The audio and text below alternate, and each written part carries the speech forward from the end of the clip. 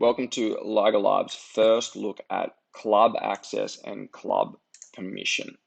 Going to log in, you're going to get, if you are a club, you're going to get an invite to this platform, to LIGR Live, which helps you run your graphics and sponsorships for live streams. And this is exactly what you will log into. When you get the invite, your club already exists.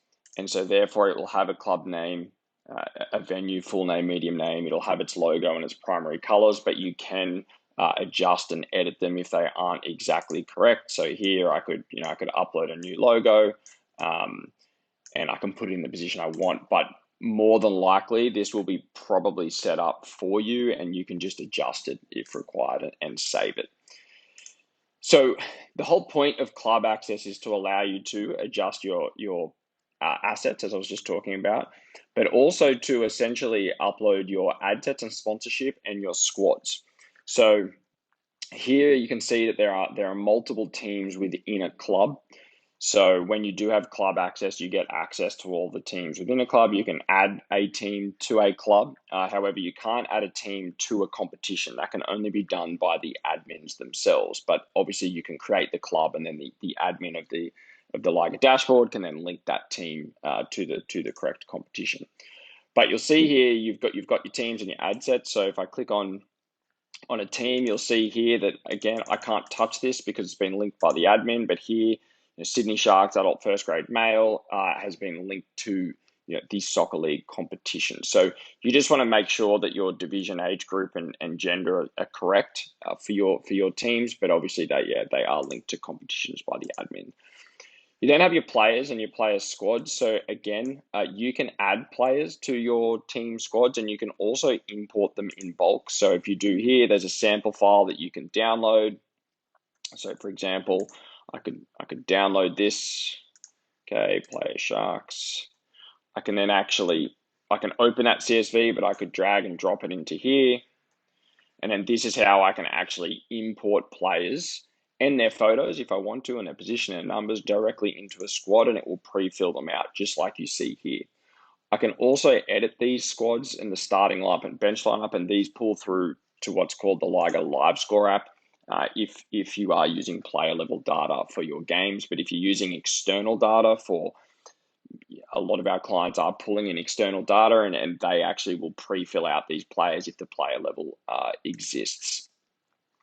So you got your players, you've also got customized. So at each of the team level, you can also customize the assets and the names. So say, for example, if a team underneath a club does have a different logo, or it does have different primary colors and text colors, and it does have a different name, for example, in the graphics name, if you did want to say, hey, Sydney Sharks first grade or whatever, normally you probably won't, because the competition itself says if it's first grade or under 20s or whatever it is. So normally, it will share the club assets. And just so you can see an example here, I could actually say Sydney Sharks demo. Okay, I could save this, but I can then actually go here, and if I wanted to reset it, I can hit reset to club default, and it will just reset it back to whatever the club assets are. And so you can see if I go back to the club here, this is what they are. This is the defaults. So you then also have here your ad sets. So for example, if I click on robot vacuum here, I've added this ad set. I've only put in 2 sizes, but as you can see, there are 7 different sizes that you can put in. It's probably important to put them all in if you do want the option to be shown as much as possible. You can name your ad sets, put in the category that it is, put in what type of ad set it is. So, apparel, equipment. If it's broadcast only, multi and bench, so is it a sponsor just for live streaming, or is it across your club for more than just live streaming? You can put in the sponsorship value, though you don't have to, and you don't have to put in the sponsorship occurrence if you don't want to either. This just helps us build insights to then be able to further tell you in time what sponsors are sponsoring what sports in around the world, etc., etc. So you can just drag and drop your assets in here, or you can just click and upload ad sets. And so, for example, here, if I just click add, this is how I do it. And then I click here and I put it all in. And then once I save, I upload. So it's pretty easy to do. Now, what's obviously important for this is the ads allocation. So once you drag and drop and you upload your ad sets, you then come in here and it will give you the option to obviously select from a drop down of the ad sets that you've uploaded, and then you want to put in the percentage of when you want them to display. So your competition admin will actually determine how much percentage of ad space you'll have in a particular competition.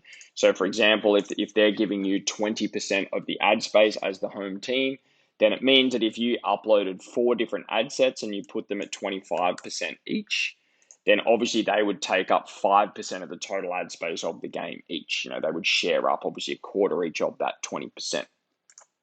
So you can also, that's at the club level, but again, you can actually go into teams and you'll see here ads allocation. So here it's actually pulling automatically from the club. So if you just wanted to do, hey, I'm Sydney Sharks and I have 4 different sponsors and I want those sponsors to show across every one of my teams, and you would only worry about the allocation at the club level.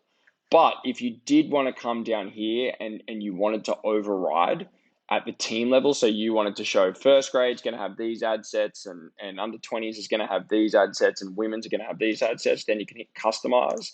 And so obviously you can upload more ad sets and select them and move them around for each team. And you can also technically, if your competition admin has allowed you to essentially be able to connect goals and cards, et cetera, you can do that. But more than likely, it's probably going to be they're going to give you a percentage versus particular match stats. However, that is a possibility. So just be aware of that. So yeah, again, but I can obviously hit reset to club default if I just want the club ad sets. You also have here your analytics. So what's cool about this is that essentially you can see here this is all sports because clubs can actually be involved in multiple sports, obviously, but this is going to track all of your analytics across all the games that your club is in. So it's going to tell you, how many ads you're getting per match and how many average displays that is and how long it's on the screen for and how much of the screen your ads are taking up. And it will break it down so you can actually filter by ad sets as well. So you can say, hey, if Robot Vacuum is my sponsor, I can select that. It's going to adjust all of these ad analytics to actually tell you how many times that it displayed. It will also basically tell you what triggered the ad set to display and what graphic it was connected to. So you can play around with this, and we'll do much more information on what these sort of club analytics are. You also have your history. Now, this is important because if you had multiple people who have access to a particular club, for example, if there was a permission level per team, for example, it actually tells you here everything that I do. So as you can see, it's tracking when things are updated, if it's an ad set that's been updated or an allocation or I've updated the team. And so it's tracking it. And this just allows some transparency with who's doing what in the platform. There's also imports here. So you can see I actually canceled this import before, but it's also tracking, who imported what and when and what type of import it was and where it was. And you can also download the file that was imported if you require it again to edit it and re-upload it, for example. You then also have your basics. So you have your profile, which you can upload an image to, and obviously you can set your password and change your password if required as well. Now, if you are the organization admin, you can obviously invite club users, and you can do that by, I'll just log out here. I'm going to log into this. Oops, unauthorized. That should be good to go. I'm going to do the demo account here.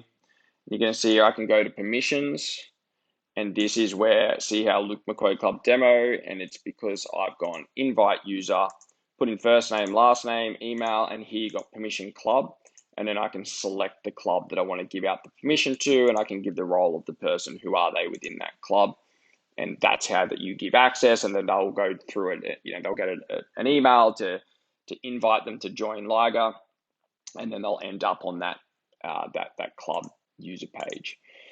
If there's any questions, this is a new feature for LIGR Club Access. Soon it will also have your fixtures in there, so you can track them, and we've got some really cool features coming up. But if there are any specific questions or you're having any issues, please feel free to reach out to either the admin of your organization or to reach out directly, but probably to your organization first, and then they can reach out to us and we'll solve any of your issues.